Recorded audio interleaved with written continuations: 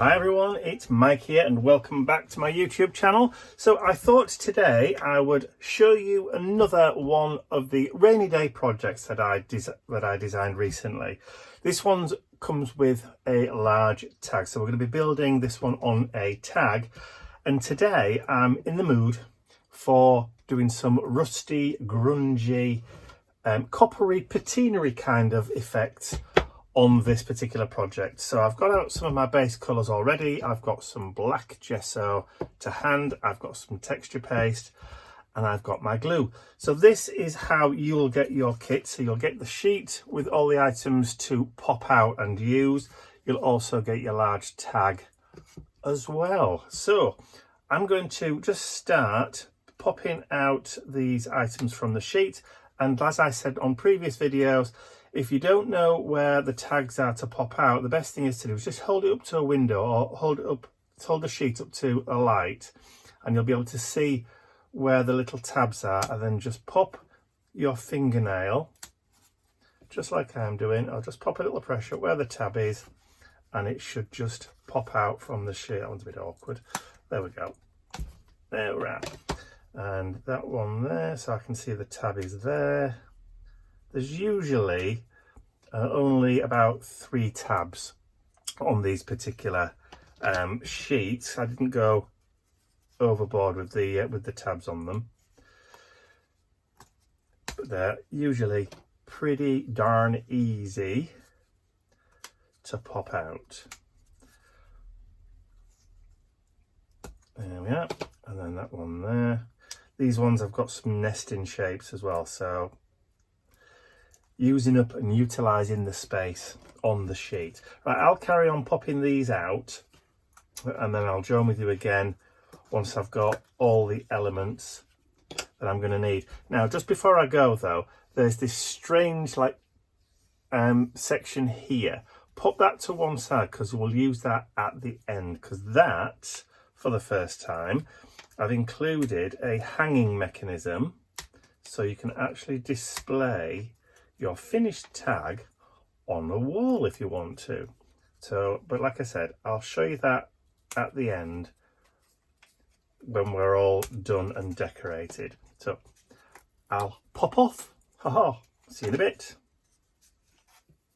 All right, so once you've got all your pieces popped out of the sheets, it might be worthwhile just spending a second or two with an emery board or a little nail file or whatever you've got to hand, and just giving those little tab pieces, can you see where it's a different colour? That's the little piece where it was held into the sheet.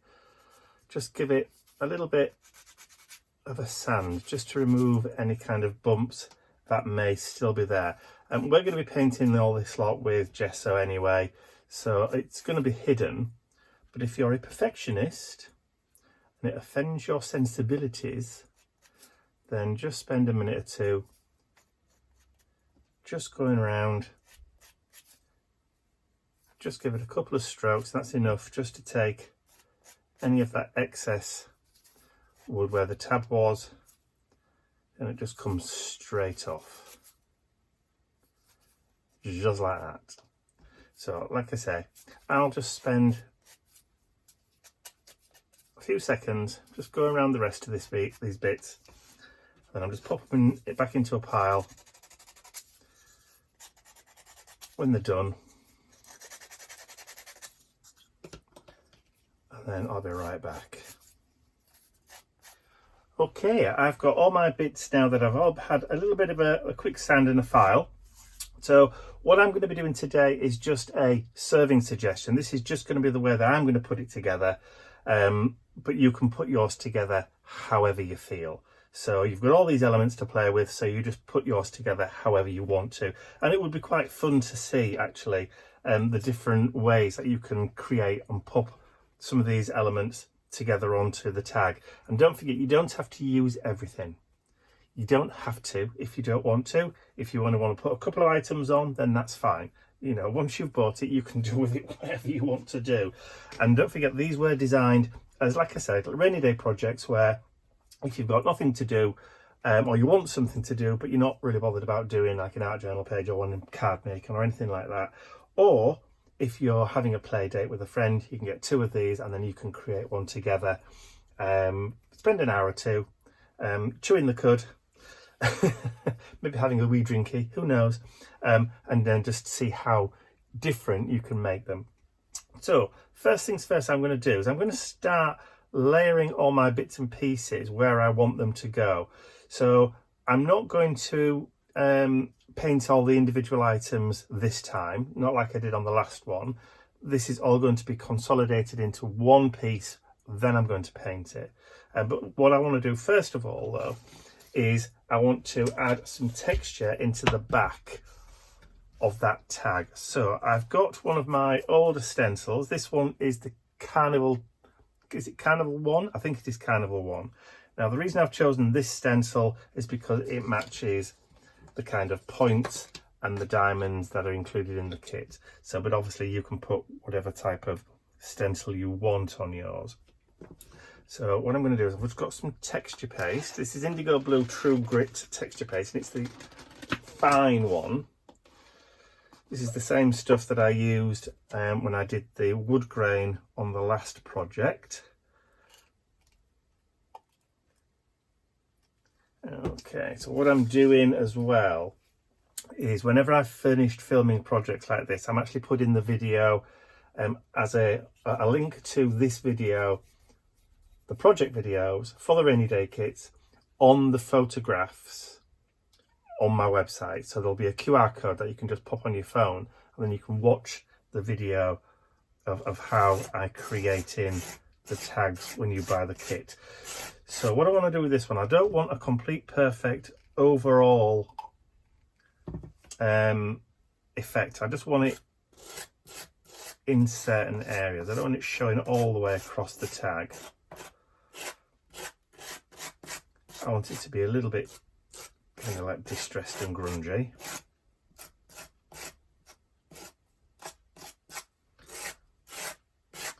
And I'm just going mostly this kind of way, because I'm going to be building my clusters this way. My clusters are going to be going that way, so I want the texture paste coming this way. The opposite. So I've kind of got an idea in my head what I want it to look like. So, right, so I'll lift that off. Lovely stuff. I'll go and wash this straight away, get my spatula all cleaned and dried off, and then we can dry this with a heat gun when I get back. So, back in a moment. So the texture paste on my tag is now dry, so we can now start gluing our bits and pieces, our bits and bobs onto the actual tag itself. So I'm going to be using the grab and go glue. So it's just,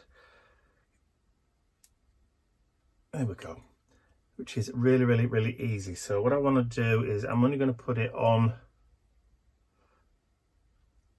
half of this kind of circular shape,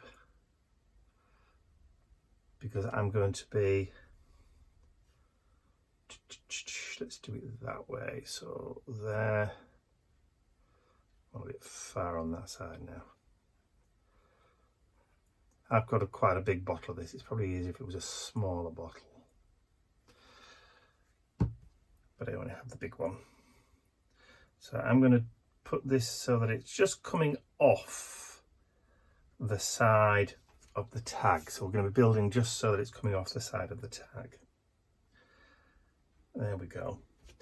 And then the next layer, I'm going to start building both layers together. So this next layer is going to come down here. So again, I only want glue on one side.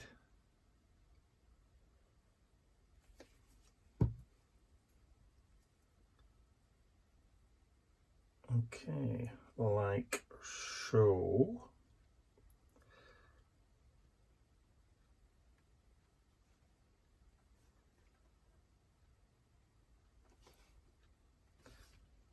And this grab and go glue was specifically designed for working with wood, or so I'm told.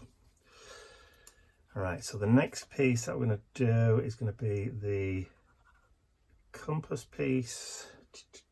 It's going to be this way. I'm going to put some kind of like all over the back on this one, because I'm not sure where it's going to grab or where it's going to land or touch. So this kit is called Compass. As you may have gathered, there's a little bit of wiggle room. There we go. I'm trying to keep it so that it's fairly straight. There we go. I'm kind of lining it up with the texture paste. Now you know why I wanted to add that little bit there. Kind of keep that motif going. So the Carnival 1 stencil is still available on the website. It is one of my old ones, like I said, but it is still available if you're interested in that. So the next piece is going to be this kind of rotary piece here. So this is what I was kind of researching when I was looking for rotary dial telephones recently, and came across my first incidence of the Mandela effect. But that's a different story. So that piece will go on there like so. Like, the glue will dry completely clear anyway. But we will be painting it, so it's not an issue. You could put the glue on with a brush if you want.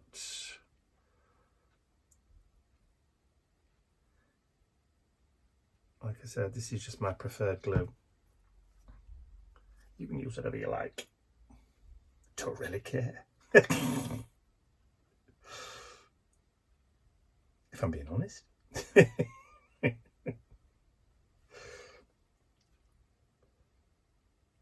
There we go. So that one's going on there, and then on top of that one we'll add this cog. Some nice kind of depth and texture on these kits.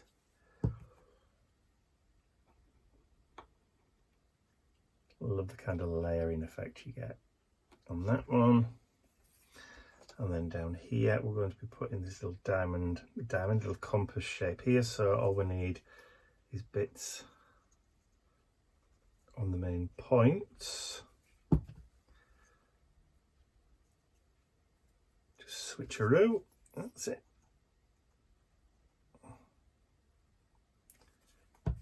The glue doesn't take a huge amount of length of time to dry.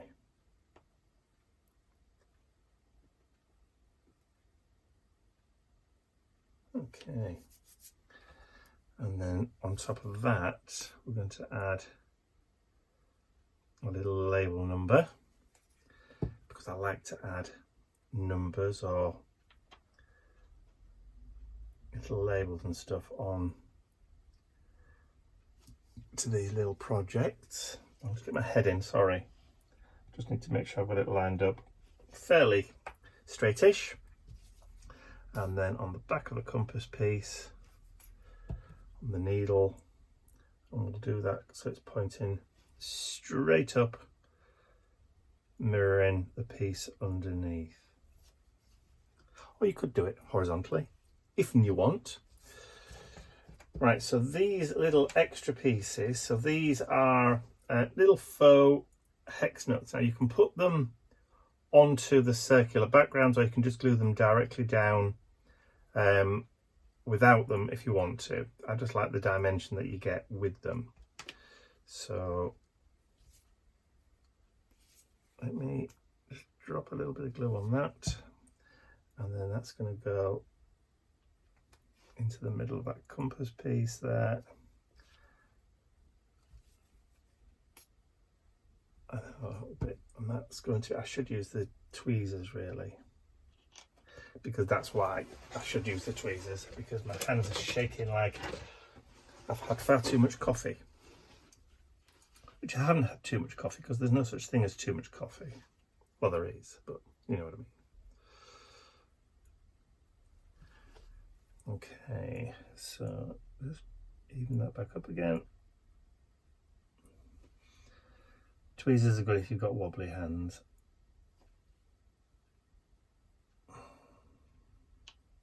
There we go. So this is going to be quite dimensional when it's done. So we've got 1, 2, 3, 4, 5, 6, 7, 8 layers, and they're 3mm thick. So when you add all that together, you're almost at an inch deep. So that is quite dimensional. It's quite a lot of dimension there. Right, so these other 3, I want to add. Now let's bring those in so they're actually in line with that. I'm going to put 3. Actually, shall I move them over so they're in line with that one? Yeah, I think that's probably going to be better.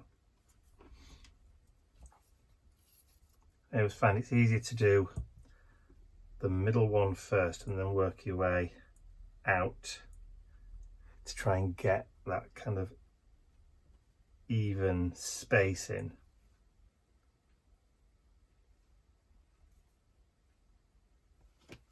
And then I'm going to flip that round and do the same thing again at this side.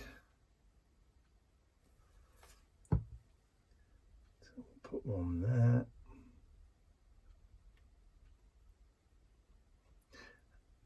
Actually, let's lift that one up. I'll do the top one first.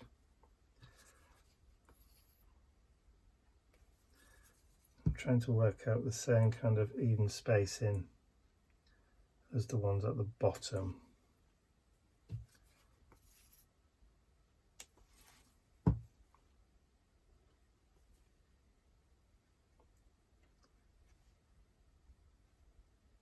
Like I said, if you get any glue on, don't worry about it. I think we've got even space in there. Okay, so what I'm going to do is just pop one tiny drop of glue on. Ew, that's way too much. I'll just take that off with a brush in a minute. There we go. Grab myself a baby wipe. Ugh. What a mess. Right, let's get a quick little brush. I'll just take a load of that excess. That'll do. Just makes it easier then to drop your little hexy pieces into position.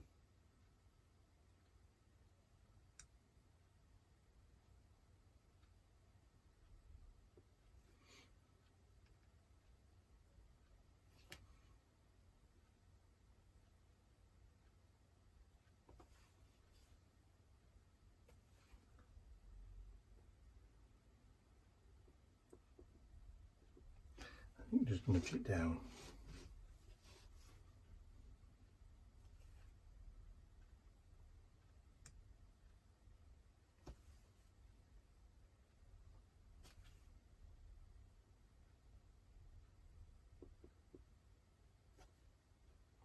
I mean, if you want to make sure you've got all your hex nuts, your faux hex nuts, all lined up, you've got time to just go in and swizzle them round to make sure they're all facing the right way.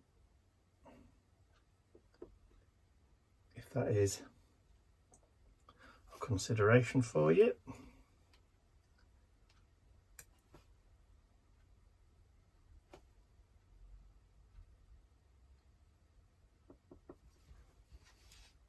There we go. So those are all the pieces in position. So what I'm going to do now is I'm going to stop for lunch, and I'm going to give those a good half an hour or so to dry, let the glue set and dry, and then when I come back after lunch, everything should be not move at all and will be perfect for painting. So I'll see you in a little while. All right, so for you it's just been a few seconds. For me it's been about half an hour. I've had my lunch and everything is now definitely glued on.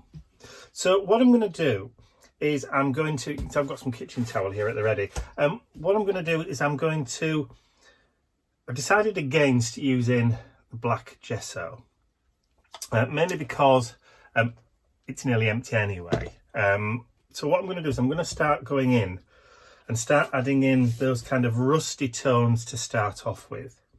And that's what I'm going to start building up first. So because it's untreated, ungessoed wood, it should easily paint. It should just go in quite nicely. I'll be able to get into all those little nooks and crannies without too much of a problem. Hello, Mr. Nippy. Hello, darling. Somebody's just come in to see me. Hello, sweetie pie. Oh, and Mr. Bentley too. I've got the 4-paw convention. Hello, darling. 4-paw delegation. So what I'm going to do is I'm going to go in and just start. What? What are you whining for? Hey, excuse me a moment while I just talk to the babies. What's the matter? Do you want to go for a wee-wee? Is that what you're telling me? Right, looks as though somebody wants to go out for a wee-wee, which means I'm going to just have to pop you on hold for a second. All good fun. The joys of being a doggy daddy. Back in a moment. All right, I'm back. So I'm also expecting a delivery from the Amazon man any moment as well, so I may have to run off. Right. It's nice and warm here today, so the dogs wanted the cushions on the garden furniture so they could sit out.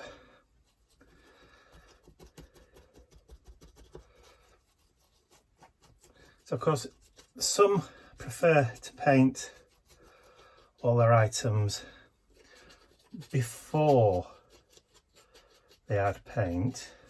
Sorry, I'll start that again. Some prefer to paint all their items before they glue them down. I'm just thinking about the Amazon man now. So yes, but it's all down to personal preference. When all said and done, it's all personal pref. So as our friend Mr. Holt is very, very fond of saying, you do you. You do you.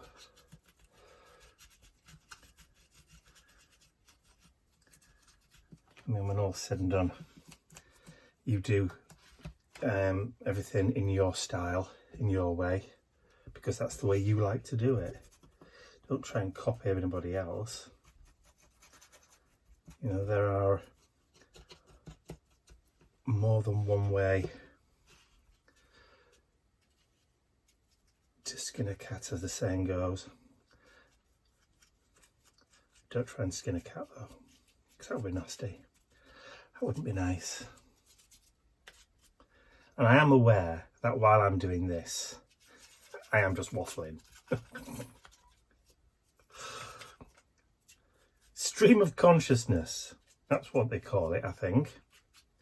When you're concentrating on something else, but you still need to fill the void. Just definite stream of consciousness.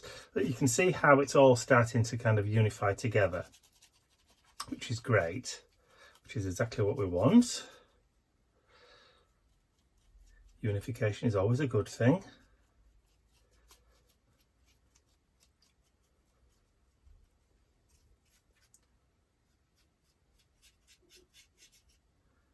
Okay.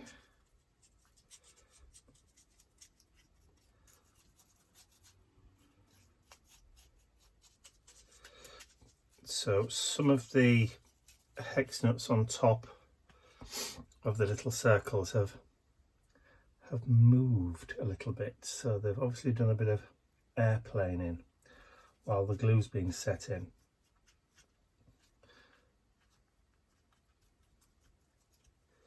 But that's all right.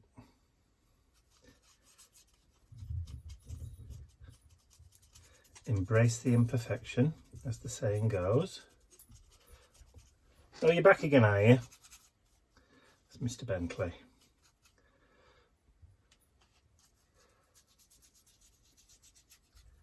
He's come back in.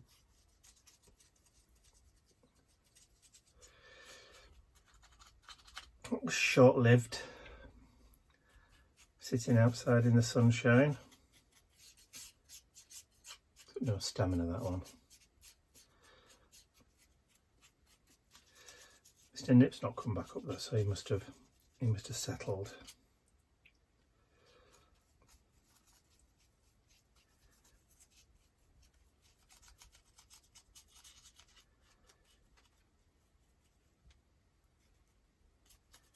So Mr. Nip's been with us 19 months now. Time flown past.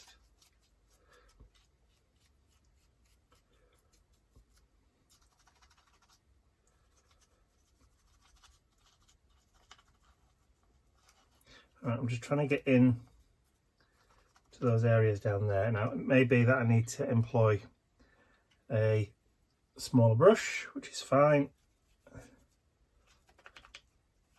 just to get into those real tight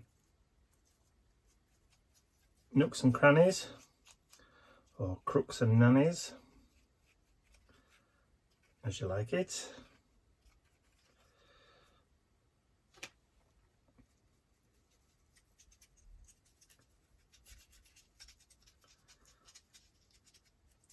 All good fun.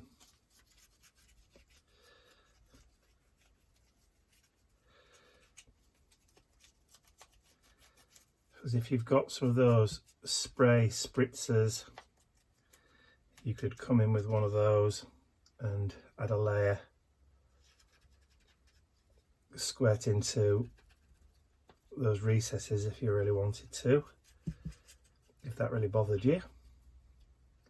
Getting all the way in there, but to be honest, you're probably not going to see them when all's said and done. Okay, so while that's still wet, I'm going to come in with some of that rusty orange. I'll just give my brush a quick clean. I don't want too much brown on it. It doesn't matter if there's a little bit, but I'm going to come in with some of that orange. It will dye back a lot, well, the orange. You will just get kind of tones,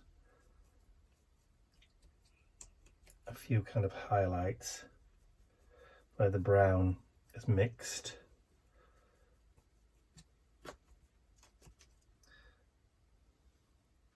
Because that's just what it does.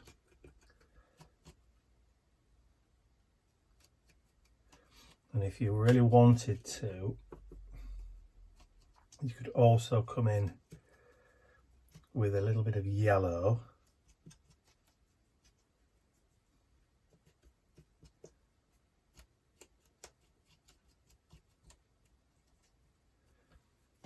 Just to give it a little bit of variation in the colour tone. So this is old yellow. I haven't used this for a while. It's at least 2 or 3 years old, this one. Yellow's not a colour I use a lot of, as you can tell. And usually yellow is quite translucent, so it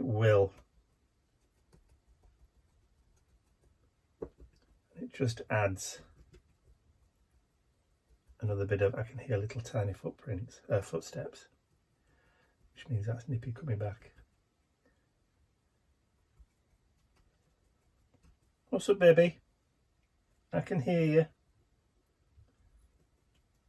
Eh? What's up, sugar?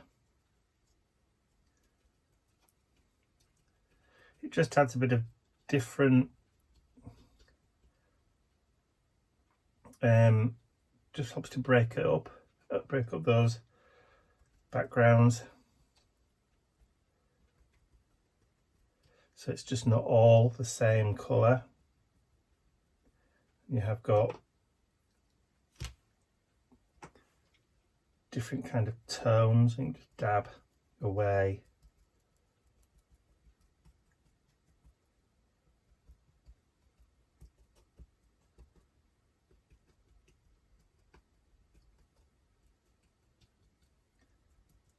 There we go.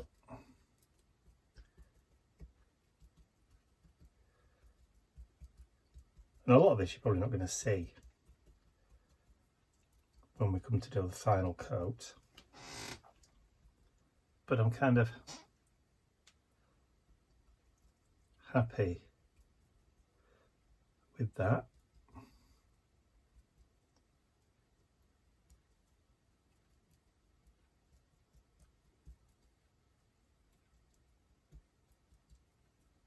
It says, I'm still tapping away, because yes, that's what we do. Okay, so let me get some of this paint put away. We'll get all this dried off, and you will see when it dries that a lot of that colour will dye back a tremendous amount.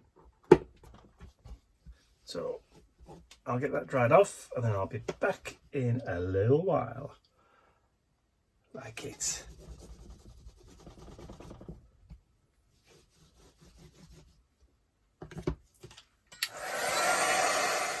Okay, now that's dry, you can see that kind of nice rusty sort of patina that we've built up on there. So this is where your artistic license comes in. You don't normally get verdigris patina on iron. You only really ever get verdigris patina on copper. Ew. So what on earth's going on with that paint there?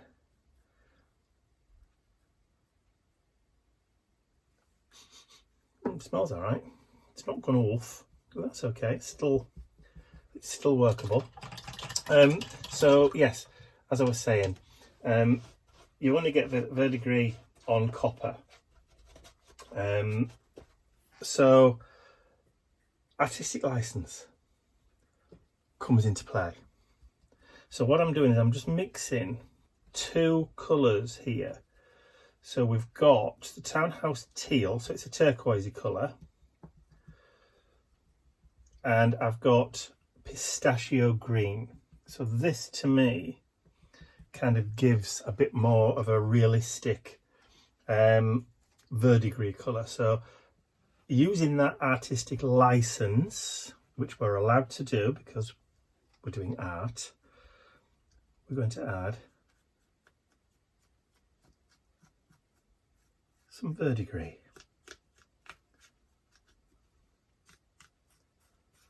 Just because we can. And in our altered reality, you do get verdigris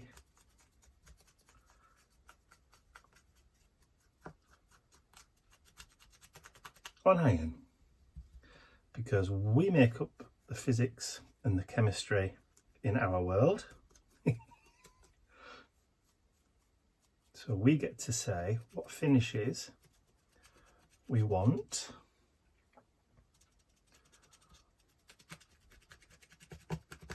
Because we make the rules. And because we make the rules, we can say there are no rules.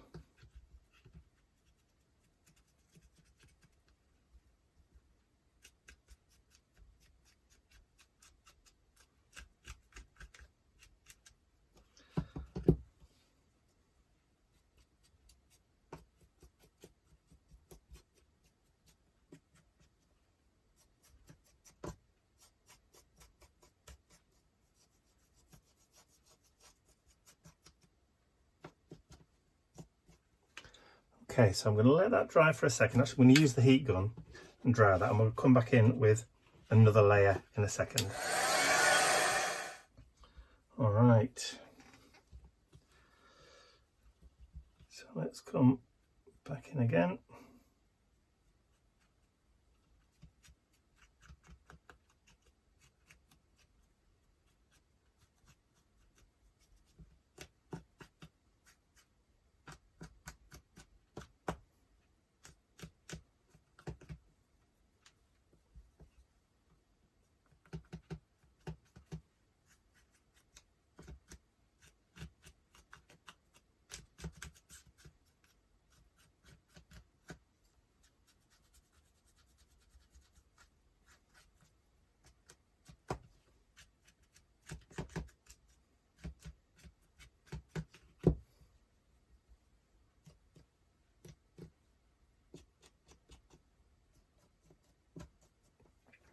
So if you really wanted to, you could let that dry and then come back in again with a layer of white if you really wanted to.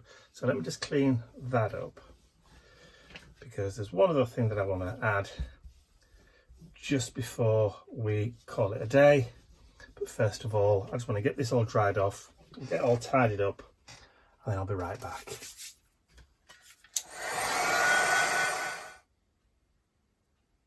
All right, so just to kind of give it that last final kind of touch, I'm just washing my brushes. I need to get a dry one, dry flat brush.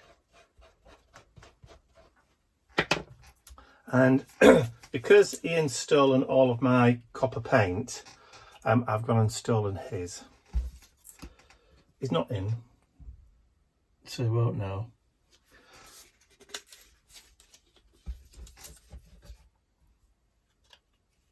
That should do. Don't need a lot, that will do me.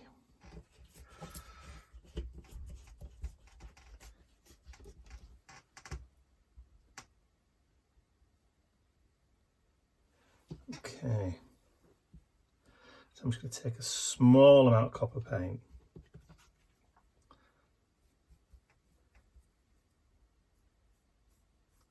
and just come in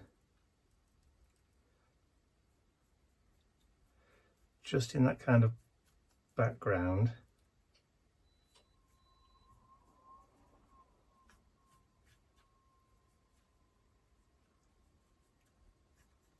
Just want to add a few kind of metallic highlights,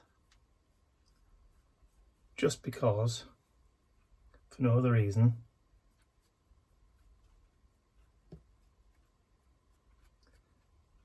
Just to kind of give it a little bit of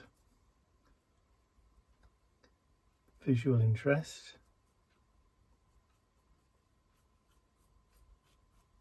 So that when you pick it up and tilt it, you will get a little bit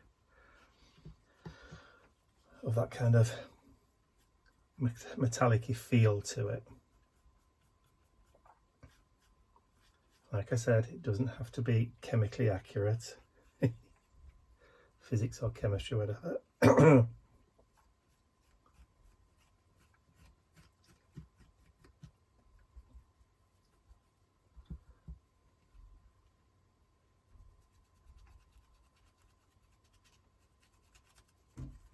Oh, there's the Amazon man. Right, back in a moment. Okay, back. Nice Mr. Amazon man's just delivered. Right, so as I was saying, so we're just gonna add some layered kind of coppery highlights just because. And if you go a bit too heavy with your copper, don't worry, you can always come back in with your verdigris and go back over the top again. I've said it once, I'll say it again. The craft police will not knock at your door for doing it your way. See, just those kind of coppery highlights now just kind of adds that final kind of bit of depth, and I won't say realism,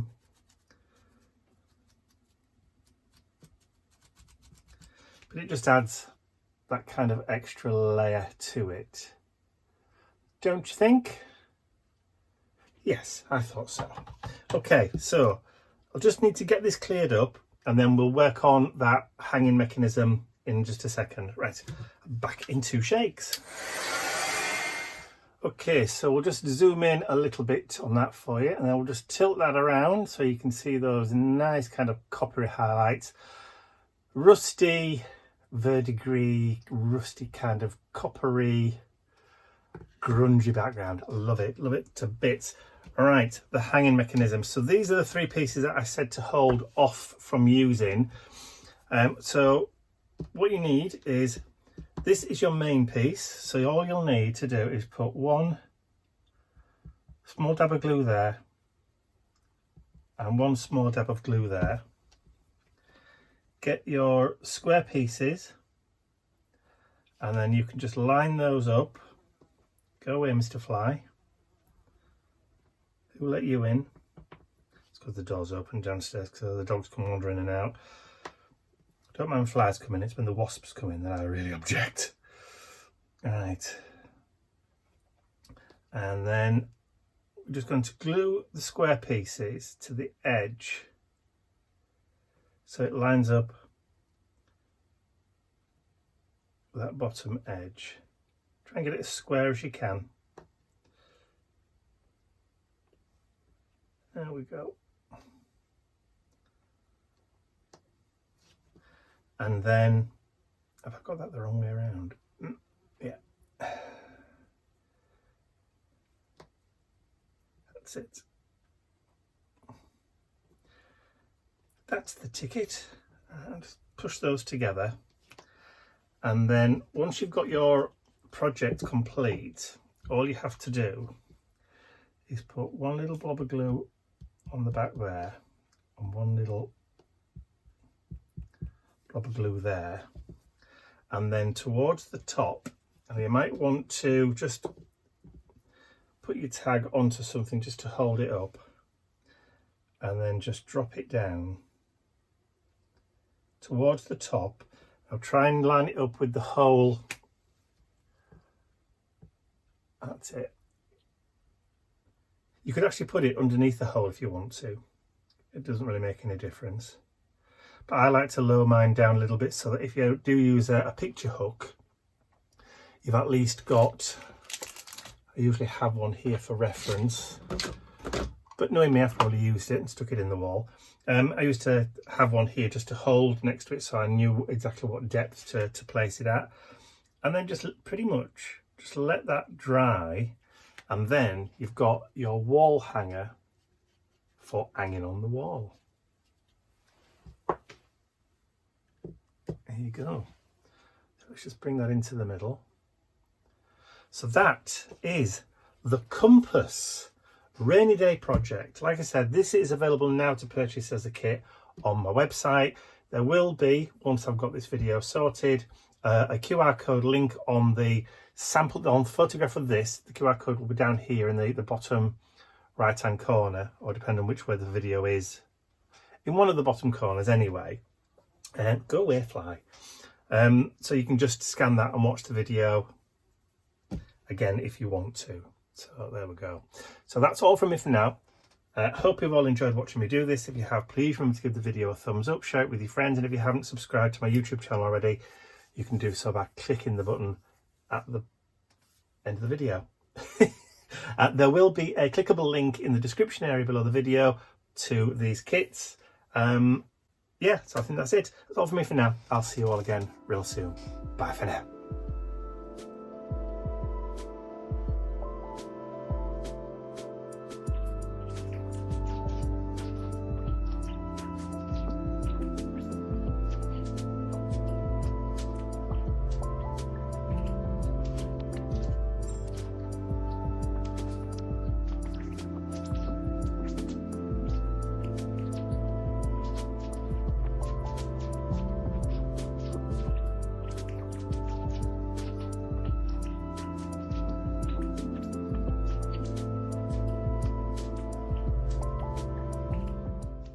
I'd like to say a huge thank you to all of my angels, because without you, these videos would not be possible. And don't forget, you can access your exclusive angel-only content over on my website. There's a link in the description area below.